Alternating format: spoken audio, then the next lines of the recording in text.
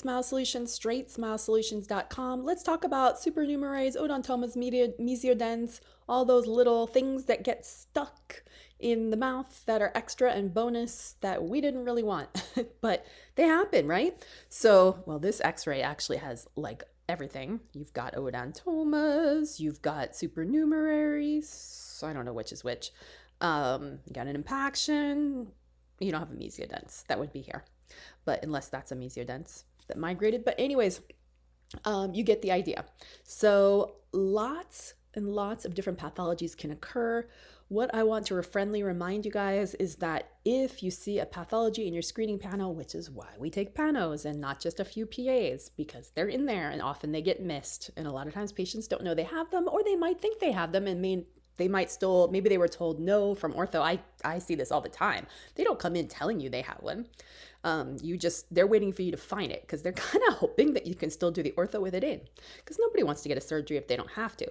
So here's my suggestion, and this is what I've been doing. If you have, like an iTero, like the one with the CBCT, so you'd have to have a CBCT functionality also in your office. You can integrate the two plans. If you don't know how to add a CBCT to your iTero scan for your Invisalign Clincheck, you should definitely check out all the content I have. Of course, this feature is meant to be for Invisalign cases, so that is what I'm talking about. Although, I mean, sometimes, I'm not saying to do this because I don't want to get sued, but sometimes you work up a case, you think it's going to be Invisalign, and you work it all up for the Clincheck, and the last minute they're like, I really want braces. So, I mean, these things happen, and there's orthodontists do that all the time. They're going to work it up. They're going to encourage Invisalign because it's the healthiest, the safest, and in 99.9% of the cases, it's going to work just as well in the right hands, assuming you know what you're doing with the Clincheck, and be faster and healthier. And there's going to be a few percentage of cases, and impacted canine being one, where, trust me, it's much easier to do braces. I'm not saying it's healthiest, but it's much easier to do braces or impacted second molars or something. But the vast majority of cases can be done just fine with Invisalign. But anyways, so if you're doing Invisalign, of course, I like to run it through with the CBCT so I can see and make sure they don't virtually remove it. Sometimes they'll see like an artifact and they'll just virtually remove it from the scan. No, I want to see it in there. Now they're going to turn it gray. I mean, hopefully they're not moving it like it's a tooth. They're going to turn it gray and lock it. So that way we can move the teeth around it and you can see if the AI is going to predict that they're going to bang into it. Now, if it's anywhere near, I do not recommend you proceed, even if it says you're not going to bang in, because this is just Invisalign's AI guessing.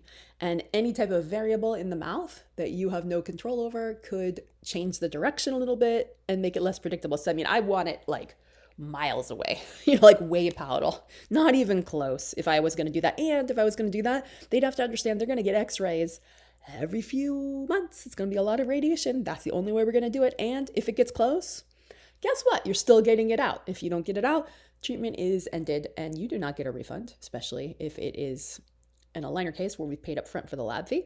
And I'd have that all in writing is what I would say. And to be honest, if you're not sure, don't do it.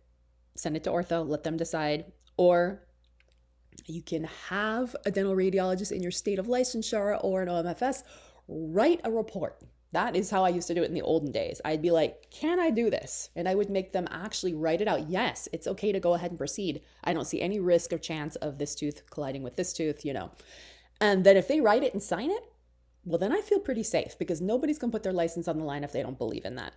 But I think now with the CBC functionality, you can pretty much figure it out yourself. And most of the time you have to take it out. So if you are taking it out and you're going into Invisalign or an aligner company, I would strongly recommend rescanning, like not even an option not to. I mean, obviously I'm not an OMFS. However, I've learned a lot about it because my son's been working in an OMFS office and it's MD dual trained and they do all kind of funky stuff. So it's been great learning so much from him about OMFS. But in any case, definitely want to rescan because the vast majority of removals are going to be flaps and the gingival architecture is going to change and the teeth may drift a little bit, after surgery. It's not going to be the exact same place and there's just no reason.